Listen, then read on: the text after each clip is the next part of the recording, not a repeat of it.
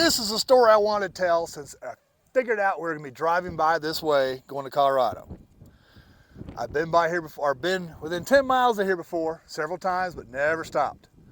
So I am looking due east down the top of Texas. We're at 36.5 degrees latitude, or 3630 north, and my camera is mounted about, wait for this car to go by.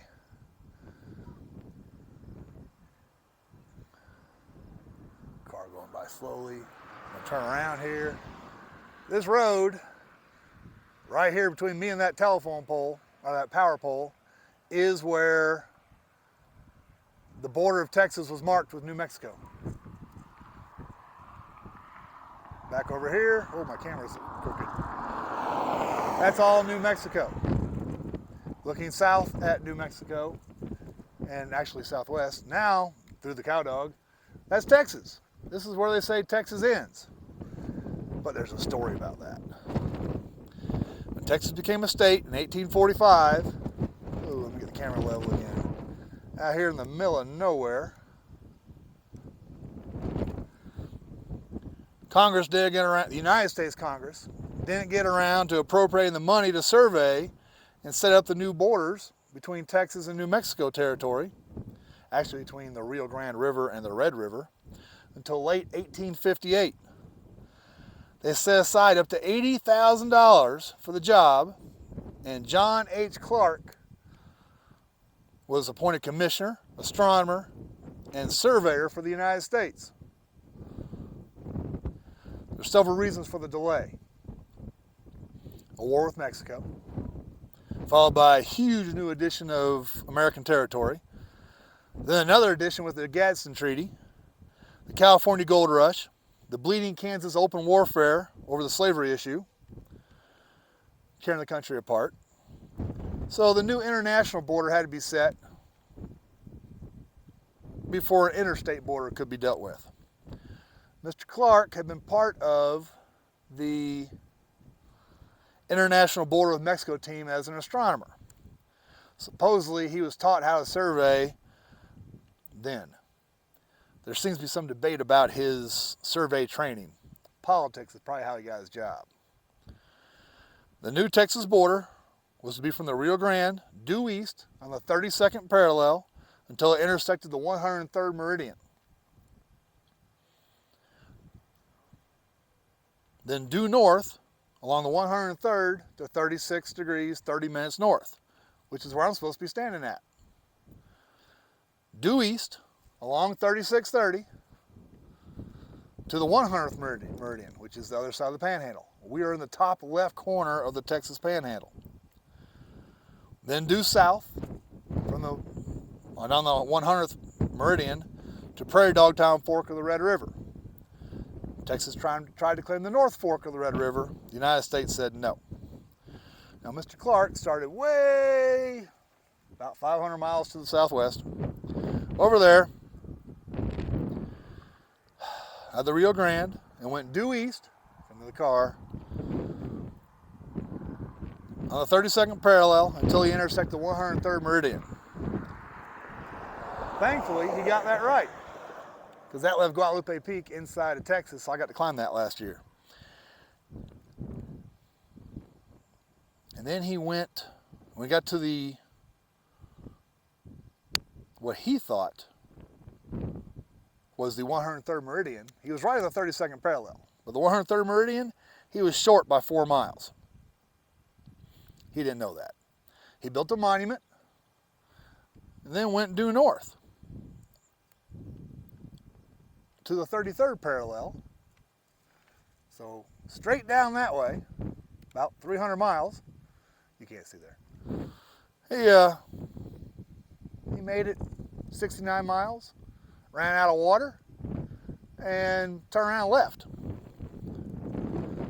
Then he went to the southern border of Kansas, way up over here, that way, Kansas Territory, which he'd been the chief astronomer when it was set in 1857. He went to what he thought was the 103rd meridian and the 37th parallel. He had to due south from there to locate 3630 north. and 103 west, which he says is where I'm standing now. He marked what he thought was that intersection, kept on going south behind me to the 34th parallel, where he stopped again and turned in his notes. He never did the gap between his northern survey and his southern survey to figure out his lines didn't meet. The Washington office calculated he'd set the border right where I'm standing, 11,000, I'm going to go back to that, out where that little Rabbit Ears Peak is, or mountain is. He was 11,582 feet too far west. So the people looking at the papers told him to move it to where it is, right here, right where I am now, 2 nautical miles, or a little more than 2 statute miles. He moved the border, thought it was done. So the United States government, who in 1862 ended the survey by order of the Secretary of the Interior. So we're looking down the top of the border, the top of Texas. That is correct, 3630. I'm looking down that road. Nobody seemed to notice at the time that his more than 300-mile-long border was 4 miles off of the south end, and even after being corrected, was still 2.3 miles off too far west in the north end. An area of more than 600,000 acres in the favor of Texas.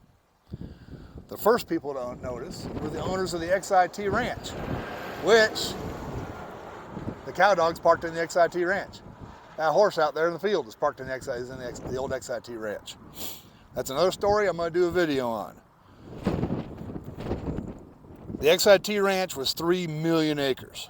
130 miles of their border was the faulty New Mexico line. They ordered a survey to divide the ranch up so they could manage it, and figured out the error. It was in their favor, and if they did tell somebody in 1882, nobody listened or cared. Again, everything you could see for 130 miles in that direction was the XIT Ranch. The United States Congress accepted the survey as complete and true in 1891. If anyone anywhere complained, nobody listened. New Mexico applied for statehood in 1910. Part of their application was to fix the border. The United States Congress actually reaffirmed where we're standing as the border, even though 2.3 miles down that road should all be New Mexico territory. And made accepting the border as marked a condition for New Mexico becoming a state. It's been more than 130 years since the Clark Survey was accepted by the federal Congress.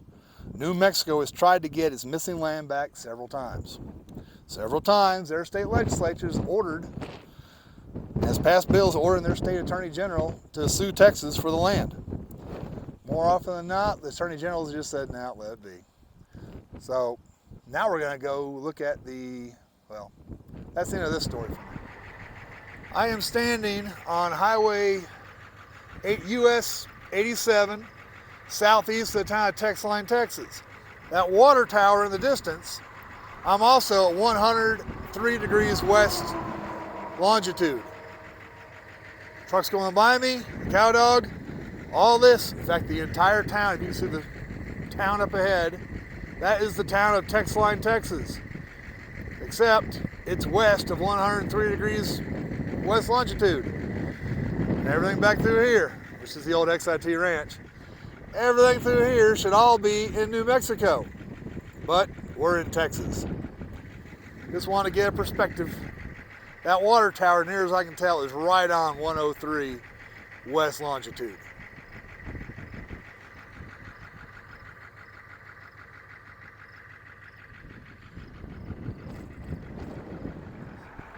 We stopped to get a picture of the Texline sign, and Jennifer noticed a concrete marker, 2 monuments underneath it. I cannot find a marking at all on this concrete one, but this one here has a Texas, I can't tell what that is. The marker was built in 1935. It's a 507-mile long something, but I don't know what. But we are at 103, more than 103. I showed you that water tower. We're west of it. We're well into New Mexico here. Anyway, I'll try to find out what that is. This is the official United States General Land Office survey border of Texas. I'm standing in Texas. Right here is New Mexico. From this line over is Oklahoma. This is where the border is supposed to be. 3630 north, 103 west. Instead of 2.3 miles down that road is where the actual border between New Mexico and Texas is. Shouldn't be. This dirt road is, this fence is the border pretty much.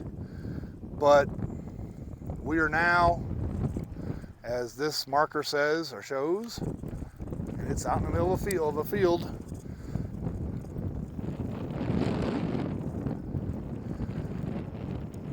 So all this is currently Texas, but should have been from here, right here should have been the state line. Let's see if we can zoom in on that. There's a collection of houses or buildings down there. They should be in New Mexico. Instead, they're 2.3 miles inside Texas. All the way down that way for 3 degrees of longitude is Texas. Where that evergreen storage container is, that's Oklahoma, the old Cimarron territory. We're going to talk about that in a different video. This is where the border actually is. Gotta wave like I got an ATV. So looking this way, this road, that fence, the barbed wire fence we're looking up, to the left is New Mexico, to the right is Oklahoma.